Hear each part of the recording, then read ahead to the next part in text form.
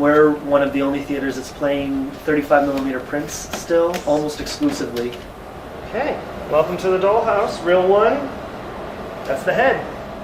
Hopefully soon we'll have a digital console projector, but in the meantime we play old 35mm prints. So that's distinctive, and that's rare for Portland. It's rare for most places. I'm a student here at Portland State University, and I study film. I had been a projectionist at a theater in Santa Fe. I'm from Oregon, and I was coming back to Portland to reconnect with my life here. This was a great place to slip in because I need to finish my education, and I wanted to keep working with film. It being a student-run cinema means that they have total autonomy, they get to do what they want, they're playing films that they like for students, and because they're getting student activity money, so long as the students are coming to see the movies, they don't have to make a profit because we let students in for free.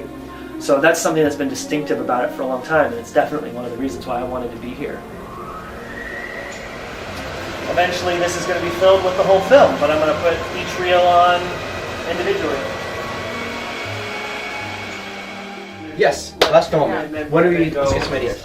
What we do is get together as a committee. There's 4 of us that work here, 2 projectionists. So I share that job with Leif, and he and I split the work up there. The promotions manager, Brooks, she's a great graphic designer, so she's designing all of our publications and all of our flyers. And then the coordinator, of course, is managing everything, dealing with the student group, the fact that it's a student group and has a relationship with the bureaucracy of Portland State. Mountain X, I would love it if we just did one. Yeah, all we have is 10 and 10 on 10, and we just did both of those 2 years ago. More recently, what our typical procedure has been is to just come up with a long list of movies for each date. No, just hold on. We don't Start cycling through them and getting no's from a lot of different people, so we finally get a yes. And that's our schedule.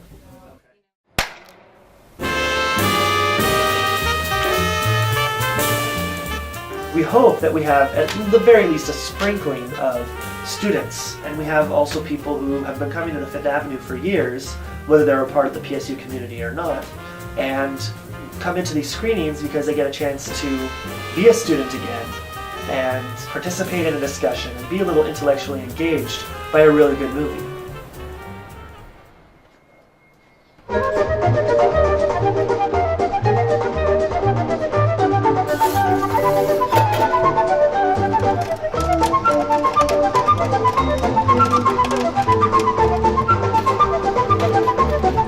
We all run the box together and we all do concessions together. I feel like being here is a major part of my education in a way.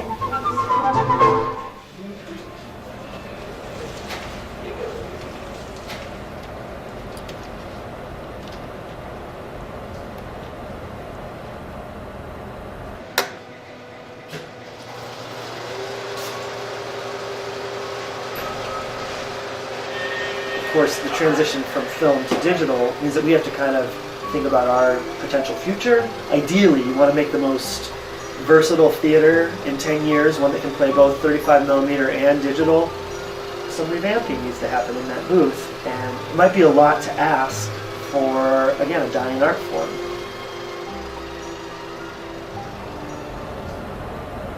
Film does look different, and a 4K digital projection is very sharp, and there's no reason to dislike that at all.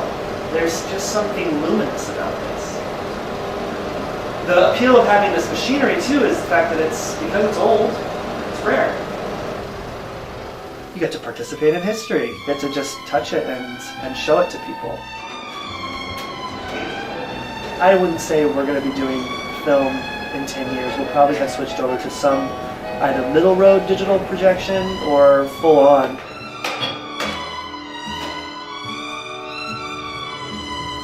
It's not an ancient process, but it will one day be an ancient process when either our robotic future or our alien future looks back on this period of time. They'll see that we had a lot of machinery set up in order just to have movies, have lights and sound in a dark room.